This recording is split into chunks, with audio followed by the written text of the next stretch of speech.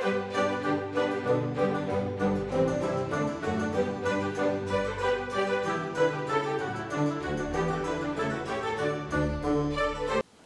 friends, எல்லாரும் எப்படி இருக்கீங்க? இன்னைக்கு நம்ம வீடியோல பொரி வந்து பாத்தீங்கன்னா வச்சு ரெண்டு ரெசிபி பண்ணலாம் அப்படினு சொல்லிட்டு பிளான் பண்ணியிருக்கோம். மூணு ரெசிபி பண்ணலாம்னு பிளான் பண்ணோம். ஆனா கடைசில இப்போ ரெண்டு தான் வந்து பாத்தீங்கன்னா செய்ய போறேன். பொரி வந்து பாத்தீங்கன்னா நிறைய கொண்டு வந்திருந்தாரு. இந்த கடாய் ஃபுல்லா இருக்கு. அதுக்கு அப்புறம் இங்க ஒரு கவர்ல இருக்கு. இன்னும் கொஞ்சம் மீதி இந்த கவர்ல இருந்தா இப்ப கடாயில வந்து எடுத்து போட்டுருக்கேன். இவ்ளோ பொரி இருக்கு. இன்னமும் வந்து பாத்தீங்கன்னா கால் மூட்டை பொரி வந்து வச்சிருக்காங்களாமா. அதாவது வீட்டுக்கார் வேலை பார்க்குற ஃபயர் ஸ்டேஷன்ல வந்து ஆயுத பூஜை செலிப்ரேட் பண்றதுக்காக ஒரு மூட்டை பொரி வாங்கியிருக்காங்க. அது எல்லாருக்கும் கொடுக்க போக கொஞ்சம் ஒரு கால் மூட்டை அளவுக்கு வந்து பாத்தீங்கன்னா பொரி இருக்கு. ஏதாவது நான் பொரி கொண்டு வரேன், ஏதாச்சும் செஞ்சு கொடு அப்படின்னு சொல்லிட்டு சொல்லியிருந்தாரு. அதுதான் வந்து கொண்டு வந்திருந்தாரு. நல்லா மொறுமொறுப்பாகவே இருக்குது. இருந்தாலும் இன்னும் கொஞ்சம் நல்லா மொறுமொறுப்பாக இருக்கிறதுக்காக பொரி வந்து வறுத்துட்டு பண்ணலான்னு சொல்லிட்டு ஒரு ரெசிபிக்காக வந்து பார்த்தீங்கன்னா இப்போ பொரியை கடையில் சேர்த்துருக்கேன். ஃபஸ்ட்டு என்ன பண்ண போகிறேன்னு பார்த்தீங்கன்னா காரப்பொரி வந்து செஞ்சிடலாம். இவங்க கொண்டு வந்த பொரியிலே வந்து பார்த்தீங்கன்னா பொட்டுக்கடலை நிறையா இருக்குது. வேர்க்கடலை வந்து சும்மா 1-2 தான் இருக்குது. ஆனால் பொட்டுக்கடலை வந்து பார்த்தீங்கன்னா அவ்வளோ நிறையா இருக்குது. இந்த முழு கடலை இருக்குது பார்த்தீங்களா, அந்த பொட்டுக்கடலை வந்து நிறையா இருக்குது. அதனால் இப்போ நான் வந்து காரப்பொரிக்கு பொட்டுக்கடலை நான் சேர்க்க போகிறதில்ல. இதில் இருக்கிறதே வந்து கரெக்டாக இருக்கும். ஒரு 2 நிமிஷத்துக்கு பொரியை வறுத்ததுக்கப்புறமா ஸ்டவ்வை லோ ஃப்ளேமில் வச்சுக்கிட்டு இந்த பொரியை வந்து ஒரு பிளேட்டுக்கு மாற்றிடுறேன். இப்போ அதே கடாயை ஸ்டவ் மேலே வச்சுட்டு கொஞ்சமாக எண்ணெய் சேர்த்துக்கலாம். தேங்காய் எண்ணெய் வந்து சேர்த்து பண்ணுங்கள், ரொம்ப சூப்பராக இருக்கும். இப்போ என்கிட்ட தேங்காய் எண்ணெய் இல்லை, அதனால் நான் வந்து சமையல் எண்ணெய் யூஸ் பண்ணிக்கிறேன். அதே மாதிரி எண்ணெய் வந்து ரொம்ப அதிகமாக சேர்க்கக்கூடாது, சும்மா லைட்டாக சேர்த்துக்கோங்க. இதில் பாதி பொரி இருந்தால் 1 ஸ்பூன் சேர்த்துக்கோங்க. இப்போ நிறையா இருக்கிறதுனால நான் ஒரு 2 ஸ்பூன் சேர்த்துருக்கேன். எண்ணெய் காஞ்சதும் வேர்க்கடலை வந்து எடுத்து வச்சுருக்கேன், அதை சேர்த்துக்கிறேன். வேர்க்கடலை ஒரு பாதி அளவுக்கு நல்லா வறுபட ஆரம்பித்ததும் ஒரு 6-7 பல் பூண்டு எடுத்து நல்லா தட்டி எடுத்து வச்சுருக்கேன், அதை சேர்த்துக்கிறேன். ஈரப்பதம் போகிற வரைக்கும் நல்லா எண்ணெயில் வந்து ஃப்ரை பண்ணிக்கோங்க. அப்போ தான் பொரி வந்து நமத்து போகாமல் இருக்கும். நல்லா பொடியாக கூட நீங்கள் கட் பண்ணிக்கலாம். நான் வந்து கொஞ்சம் இடித்து எடுத்து வச்சுருக்கேன். கொஞ்சம் லைட்டாக பூண்டு வறுபட ஆரம்பித்ததும் மஞ்சள் தூள் 1/4 டீஸ்பூன் சேர்த்துக்கிறேன். ஸ்டவ்வை லோ ஃப்ளேமில் வச்சுட்டே பண்ணுங்கள், அப்போ தான் மசால் வந்து கருகாமல் இருக்கும். காரத்துக்கு தேவையான அளவுக்கு மிளகாய் தூள் சேர்த்துக்கலாம். நான் வந்து இப்போ ஒரு 3/4 டீஸ்பூன் அளவுக்கு சேர்க்குறேன். கொஞ்சம் பொரி நிறையா எடுத்துருக்கிறதுனால பொரியிலே உப்பு இருக்கும். இருந்தாலும் கொஞ்சம் வந்து நம்ம டேஸ்ட்டுக்காக கொஞ்சமாக உப்பு சேர்த்துக்கலாம். கூடவே கருவேப்பிலை கொஞ்சம் சேர்த்துக்கிறேன். அதுவும் நல்லா கிறிஸ்பியாக வர வரைக்கும் நம்ம நல்லா வறுத்துக்கலாம். மசாலாலாம் சேர்த்து நல்லா எண்ணெயில் வறுத்துட்டேன். இப்போது இது கூட பொரியை வந்து சேர்த்துட்டு மிக்ஸ் பண்ணிக்கலாம். ஸ்டவ்வை வந்து ஆஃப் பண்ணிக்கோங்க, அப்படி இல்லைனா லோ ஃப்ளேமில் வச்சுக்கோங்க. இப்போ நான் வந்து ஸ்டவ் ஆஃப் பண்ணிவிட்டு நான் வந்து சேர்த்து மிக்ஸ் பண்ணிக்கிறேன். பொரியில் பொட்டுக்கடலை இல்லைன்னா வேர்க்கடலை வறுபட ஆரம்பித்ததுக்கப்புறமா பொட்டுக்கடலையும் சேர்த்து லைட்டாக வறுத்துட்டு அதுக்கப்புறம் மசாலாம் சேர்த்துக்கோங்க. நான் வந்து இப்போது பொட்டுக்கடலை பொரியிலே இருக்கிறதுனால நான் வந்து சேர்க்கலை. எல்லாத்தையும் நல்லா மிக்ஸ் பண்ணிக்கிட்டேன். இப்போ வந்து நல்லா சூடு ஆறுனதுக்கப்புறமா நம்ம ஒரு கவரில் கட்டி வச்சுட்டோம்னா நல்லா மொறுமொறுப்பாக இருக்கும் சாப்பிட்றதுக்கு. உங்களுக்கு வந்து காரப்பொரி நல்லா கலர்ஃபுல்லாக வேணும் அப்படின்னு நினச்சிங்கன்னா மஞ்சள் தூள் வந்து நிறையா சேர்த்துக்கோங்க. நான் வந்து மஞ்சள் தூள் வந்து கம்மியாக சேர்த்துருக்கேன். எல்லா மசாலா நல்லா மிக்ஸ் ஆகிடுச்சு. காரப்பொரி ஒரு 5 நிமிஷம் இருந்தால் போதும். பொரி வீட்டில் இருந்துச்சுனாலே ஒரு 5 நிமிஷத்தில் நம்ம டக்குன்னு செஞ்சிடலாம். வெறும் பொரியை சாப்பிட பிடிக்கலன்னும் போது இந்த மாதிரி நீங்கள் செஞ்சு கொடுங்க, ரொம்ப சூப்பராக இருக்கும். நல்லா மொறுமொறுப்பாக சாப்பிடவே ரொம்ப சூப்பராக இருக்குது. நல்லா சூப்பராக இருக்குது. ஒரு 2 நிமிஷம் நம்ம சூடு ஆற வச்சுட்டு அப்புறம் கவரில் போட்டு கட்டி வச்சிட்டோம்னா நல்லா மொறுமொறுப்பாக சூப்பராக இருக்கும் சாப்பிட்றதுக்கு. அடுத்ததாக வந்து பார்த்திங்கன்னா பொரி உருண்டை எப்படி செய்கிறதுன்னு சொல்லிட்டு பார்க்கலாம். பொரி உருண்டைக்கும் பொரி வந்து பார்த்திங்கன்னா ஒரு 2 நிமிஷத்துக்கு இல்லை 3 நிமிஷத்துக்கு ஸ்டவ்வை மீடியம் ஃப்ளேமில் வச்சுட்டு வறுத்துக்கணும். நல்லா மொறுமொறுப்பாக இருக்கணும் பொரி உருண்டைக்கு. நான் வந்து பார்த்திங்கன்னா மெஷர்மெண்ட் கப்பில் தான் நான் வந்து எடுத்திருக்கேன். இந்த மாதிரி கப் ஃபுல்லாக கொஞ்சம் நல்லா கோபுரமாக வந்து 8 கப் அளவுக்கு பொரி வந்து அளந்து இப்போ கடாயில் சேர்த்துருக்கேன். ஒரு 2-3 நிமிஷத்துக்கு ஸ்டவ்வை லோ ஃப்ளேமில் மீடியம் ஃப்ளேமில் வச்சுக்கிட்டே வறுத்துக்கலாம். இன்னொரு பக்கம் வெல்லத்தை வந்து கரைச்சிக்கலாம். வெல்லத்தில் தூசிக்கல்லாம் இருக்கும்னு சொல்லிட்டு வடிகட்டிட்டு நான் அப்புறம் யூஸ் பண்ண போகிறேன். இந்த மாதிரி மெஷர்மெண்ட் கப்பில் நல்லா இதே போல் பொரி எப்படி எடுத்துமோ அதே மாதிரி நல்லா கோபுரமாக இந்த மாதிரி 2 கப் அளவுக்கு நான் அளந்து சேர்த்துக்கிறேன். வெல்லத்தை நல்லா இந்த மாதிரி பொடியாக இடிச்சிட்டு இல்லை துருவிட்டு சேர்த்துக்கோங்க. 3/4 கப் அளவுக்கு தண்ணியை சேர்த்துட்டு வெல்லத்தை கரைச்சிட்டு அதுக்கப்புறமா வடிகட்டிக்கலாம். இன்னொரு பக்கம் ஸ்டவ்வில் நான் வந்து வெல்லத்தை கரைச்சிக்கிறேன். பொரியை வந்து நான் வறுத்து எடுத்துக்கிட்டேன். இப்போ நான் வந்து ஸ்டவ் ஆஃப் பண்ணிவிட்டு இந்த பொரியை ஒரு பிளேட்டுக்கு மாற்றி வச்சிடுறேன். இப்போ ஸ்டவ் பற்ற வச்சுக்கிட்டு ஒரு கடாய் வச்சுட்டு கரைச்சி எடுத்து வச்சுருக்கிற இந்த வெள்ளை கரைசலை வடிகட்டி சேர்த்துக்கிறேன். நல்லா சுத்தமான வெல்லமாக இருந்தால் நீங்கள் அப்படியே கரைச்சி அப்படியே யூஸ் பண்ணிக்கலாம். நம்ம ரெடி பண்ணுற பாகு வந்து பார்த்திங்கன்னா நல்லா ஒரு கல் பதத்துக்கு நல்லா கெட்டியான பதத்துக்கு வரணும். இப்படி ஒரு பிளேட்டில் தண்ணி எடுத்து வச்சுக்கோங்க. அந்த தண்ணியில் அந்த பாகை எடுத்து ஊற்றும்பொழுது நல்லா அப்படி ஒன்று சேர்ந்து வரணும். எடுத்தால் நல்லா கெட்டியாக வரணும். எடுக்கும்போதே கரையுது, இன்னும் வரல.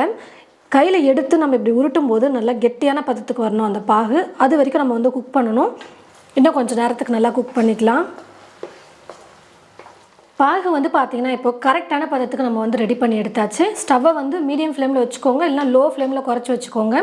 பாகு வந்து டக்குன்னு முறிக்கிடும். கொஞ்சமாக அப்படி தண்ணியில் எடுத்து விடும்போது இப்போ பாருங்கள் கரையாமல் அப்படியே தண்ணியில் இருக்குது. அதே மாதிரி இப்போ ஒன்று சேர்க்கும் போது நல்லா ஒன்று சேர்ந்து வருது பாருங்கள். இப்போ உருட்டும் போது நல்லா உருட்டுற மாதிரி வருது, நல்லா கெட்டியான பதத்துக்கும் வருது பாருங்கள். இதை நம்ம ஒரு வெறும் பிளேட்டில் இப்போ நம்ம போட்டு தட்டும்போது சவுண்டு வரும், அதுதான் கரெக்டான பதம். இந்த மாதிரி சவுண்டு வந்து பார்த்திங்கன்னா வரணும். நல்லா கொஞ்சம் பாகு வந்து நல்லா கல் மாதிரி கெட்டியாக இருக்கிற மாதிரி பார்த்து நீங்கள் எடுத்துக்கோங்க. இப்போ ஒரு 2 டீஸ்பூன் அளவுக்கு நெய் வந்து சேர்த்துருக்கேன். உருக்காத நெய்யாக இருந்தால் 1 ஸ்பூன் சேர்த்துக்கோங்க, உருக்கின நெய்யாக இருந்தால் 2 ஸ்பூன் சேர்த்துக்கோங்க. நெய்யை சேர்த்துட்டு கலந்து கொடுத்துட்டு இப்போ நான் ஸ்டவ் ஆஃப் பண்ணிடுறேன். ஸ்டவ் ஆஃப் பண்ணதுமே டக்குன்னு பொரியை போட்டு அதில் கலந்துடணும். ஏன்னு பார்த்தீங்கன்னா பாகு வந்து கெட்டியாக ஆரம்பிச்சிடும், அப்புறம் மிக்ஸ் பண்ண முடியாது. இப்போ எடுத்து வச்சுருக்கிற பொரியை கொட்டிடுறேன். டக்குன்னு வந்து கெட்டியாக ஆரம்பிச்சிடும், அதனால் கை விடாமல் கடகடன்னு கலந்து கொடுத்துட்டு உருண்டை பண்ண ஆரம்பிச்சுக்கலாம்.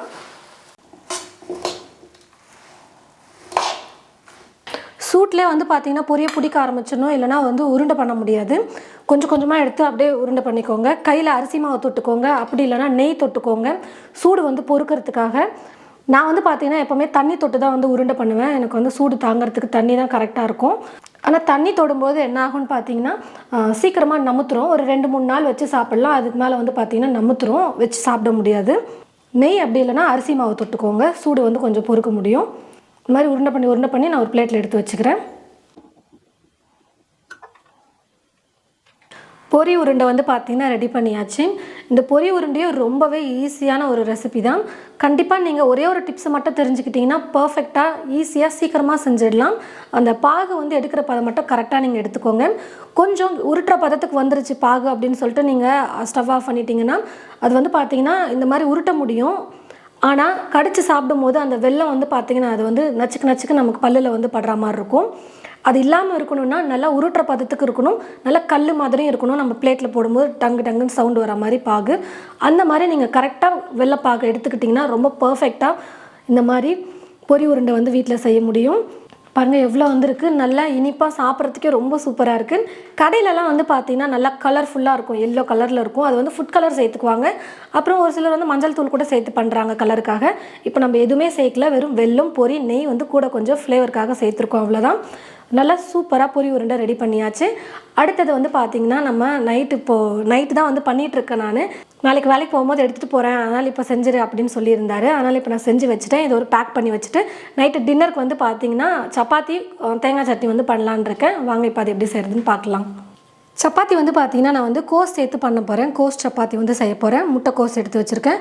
எங்கள் 2 பேருக்கு அப்படின்றதுனால பாருங்கள் கொஞ்சமாக தான் நான் எடுத்துருக்கேன். கோஸ் வந்து இந்த மாதிரி காய் துருவல் இருக்கும் பார்த்திங்களா, அதுலேயே நான் வந்து இப்போ துருவி சேர்த்துக்க போகிறேன். பொடியாக கட் பண்ணுறதை விட இந்த மாதிரி துருவிட்டு சேர்க்கும் போது அந்த மாவில் இருக்கிறதே வந்து தெரியாது, சாப்பிடவும் நல்லாயிருக்கும். கோஸ் வந்து பார்த்திங்கன்னா ஃபுல்லாக எடுத்தாலே ஒரு கைப்பிடி அளவுக்கு தான் வரும், அந்த அளவுக்கு நான் வந்து துருவி எடுத்து வச்சுருக்கேன். இப்போ இது கூட 2 பச்சை மிளகாவை நல்லா பொடியாக கட் பண்ணி வச்சுருக்கேன். பச்சை மிளகாவை எடுத்து போடாத அளவுக்கு நல்லா பொடியாக கட் பண்ணி சேர்த்துக்கோங்க. கொத்தமல்லி கொஞ்சம் நல்லா பொடியாக கட் பண்ணி சேர்த்துக்கிறேன். கோதுமை மாவு சேர்த்துக்கிறேன். எங்கள் 2 பேர்த்துக்கு தேவையான அளவுக்கு நான் வந்து பார்த்திங்கன்னா கோதுமை மாவு சேர்த்துக்கிறேன். தேவையான அளவு உப்பு, கொஞ்சமாக சீரகத்தூள் சேர்த்துக்கிறேன் ஒரு ஃப்ளேவருக்காக. இது வந்து ஆப்ஷனல் தான். நம்ம மிளகாய் தூளெல்லாம் கூட சேர்த்து பண்ணலாம், ஆனால் வந்து மிளகாத்தூள்லாம் சேர்த்து பண்ணும்போது இந்த பச்சை வாசனை இருக்கிற மாதிரி இருக்கும். நம்ம வதக்கிட்டு அதுக்கப்புறமா வேணால் நம்ம சேர்த்து பண்ணலாம், மிளகாய் தூள் கோஸ் எல்லாம் வதக்கிட்டு கூட. இப்போ நான் வெறும் காரத்துக்கு பச்சை மிளகாய் மட்டும் சேர்த்துருக்கேன். எண்ணெய் ஒரு 2 டீஸ்பூன் அளவுக்கு சேர்த்துட்டு மாவு வந்து பிசைஞ்சிக்கலாம் தண்ணி சேர்த்து. முதல்ல அந்த கோஸ்லேயே நல்லா கலந்து கொடுத்துட்டு அதுக்கப்புறமா தண்ணி எவ்வளோ வேணுமோ அதுக்கு ஏற்றது போல் பார்த்து கொஞ்சமாக சேர்த்துக்கோங்க. சப்பாத்திக்கு மாவு நல்லா சாஃப்டாக வந்து பிசைஞ்சு எடுத்து வச்சுக்கிட்டேன். இப்போது சட்னி வந்து அரைச்சிக்கலாம். தேங்காய் வந்து கொஞ்சம் கட் பண்ணி எடுத்து வச்சுருக்கேன். இது கூடவே கொஞ்சமாக பொட்டுக்கடலை சேர்த்துக்கிறேன். ஒரு 2 டீஸ்பூன் அளவுக்கு சேர்த்துக்கிட்டால் போதும். காரத்துக்கு 4 பச்சை மிளகாய், ஒரு சின்ன துண்டு இஞ்சி, கொஞ்சமாக கொத்தமல்லி சேர்த்துக்கிறேன். சட்னிக்கு தேவையான அளவுக்கு உப்பு சேர்த்துட்டு தண்ணி சேர்த்து சட்னி வந்து அரைச்சி எடுத்துக்கலாம். சட்னியை அரைச்சிட்டு கொஞ்சமாக தாளிப்பு கரண்டியில் எண்ணெய் சேர்த்துட்டு கடுகு உளுந்து கருவேப்பிலை போட்டு தாளிச்சும் சட்னியில் வந்து சேர்த்து வச்சுட்டேன். இந்த பக்கம் நான் வந்து பார்த்தீங்கன்னா சப்பாத்திக்கு வந்து தேய்ச்சிட்ருக்கேன். ரெடி பண்ணி வச்சுருக்கிற மாவு எடுத்து சப்பாத்தி வந்து தேய்ச்சி எடுத்துகிட்ருக்கேன். கொஞ்சம் நல்லா கெட்டியாகவே மிக்ஸ் பண்ணிக்கோங்க. கோஸ் சேர்க்கறதுனால அதில் ஈரப்பதம் அதிகமாக இருக்கும் இல்லையா, அதனால் கொஞ்சம் மாவு இலகிட்டே இருக்கும். அதனால் கொஞ்சம் நீங்கள் மாவு பிசையும் போது கொஞ்சம் வந்து கெட்டியாகவே பிசைஞ்சுக்கோங்க. எப்பயும் போல் சப்பாத்தி எப்படி செய்வோமோ அதே மாதிரி 2 பக்கமும் வேக வச்சு எடுத்துக்கலாம். ஒரு பக்கம் சப்பாத்தி செஞ்சுக்கிட்டே இன்னொரு பக்கம் நான் வந்து சிக்கன் பக்கோடா வந்து பார்த்திங்கன்னா பண்ணிகிட்ருக்கேன். ரெசிபி வந்து உங்ககிட்ட இப்போ ஷேர் பண்ண முடியல. அவர் வந்து வெளியில் போயிட்டார், வீடியோ எடுக்க முடியல, கடைக்கு போயிருந்ததுனால. அதுக்குள்ளே நான் எல்லாத்தையும் மசாலாம் போட்டு மிக்ஸ் பண்ணி எடுத்து வச்சுட்டேன். இப்போ எண்ணெயில் மட்டும் ஃப்ரை பண்ணி எடுத்துடலாம் அப்படின்னு சொல்லிட்டு பண்ணிகிட்ருக்கேன். வெறும் ப்ளைனாக சப்பாத்தி பண்ணாமல் கூடவே கொஞ்சம் கோஸ் போட்டு நம்ம சப்பாத்தி வந்து பண்ணியிருக்கோம். சிம்பிளாக அதுக்கு தொட்டுக்கிறதுக்கு தேங்காய் சட்னி வந்து நான் அரைச்சிருக்கேன். நம்ம கூடவே வந்து பார்த்திங்கன்னா கொஞ்சம் இஞ்சி பூண்டு, சப்பாத்தியோடு சொல்கிறேன் நான், கோதுமை மாவோட இஞ்சி பூண்டு கொஞ்சம் மசாலாம் சேர்த்து நம்ம மிக்ஸ் பண்ணி நம்ம சப்பாத்தி பண்ணியிருந்தோம்னா அது வந்து பார்த்திங்கன்னா நம்ம தொட்டுக்கிறதுக்கு எதுவுமே இல்லாமலே வெறும் அந்த சப்பாத்தி மட்டும் சாப்பிட முடியும். இப்போ வந்து கொஞ்சம் நான் காரம் வந்து கம்மி பண்ணியிருக்கேன் அப்படின்றதுனால சட்னி கொஞ்சம் கூட சேர்த்துக்கிட்டேன். அப்புறம் சிக்கன் வந்து பார்த்திங்கன்னா காலையில் வந்து எடுத்துகிட்டு வந்திருந்தார் வீட்டுக்காரர். அந்த சிக்கனை கொஞ்சம் குழம்பு பண்ணியாச்சு. அது காலைல மதியம் காலி ஆகிடுச்சு. கொஞ்சம் வந்து வெறும் சதைப்பகுதியை மட்டும் போன்லெஸ்ஸாக வந்து நான் கொஞ்சம் எடுத்து வச்சுருந்தேன். சிக்கன் பகோடா போட்டு கொடுக்கலான்னு அதில் தான் நான் வந்து கொஞ்சமாக சிக்கன் பகோடா போட்டிருக்கேன். இன்றைக்கி டின்னர் வந்து பார்த்திங்கன்னா இதுதான் எங்கள் வீட்டில். பொரியும் உங்களுக்கு ரொம்ப பிடிச்சிருக்கும். 2 ரெசிப்பியும் அதையும் ட்ரை பண்ணி பாருங்கள். இந்த மாதிரி சப்பாத்தியும் செஞ்சு பாருங்கள். சிக்கன் பகோடா ரெசிபி வேணும்னு நினச்சிங்கன்னா கமெண்ட்ஸில் சொல்லுங்கள். கிளியராக ரெசிபி எப்படி செய்கிறதுன்னு சொல்லிட்டு பார்க்கலாம். இந்த வீடியோ உங்களுக்கு பிடிச்சிருந்தா மற்றவங்களுக்கும் ஷேர் பண்ணுங்கள். இது போல் நிறைய வீடியோஸ் பார்க்க நம்ம சேனலை மறக்காமல் சப்ஸ்கிரைப் பண்ணி வச்சுக்கோங்க. அடுத்த வீடியோவில் பார்க்கலாம்.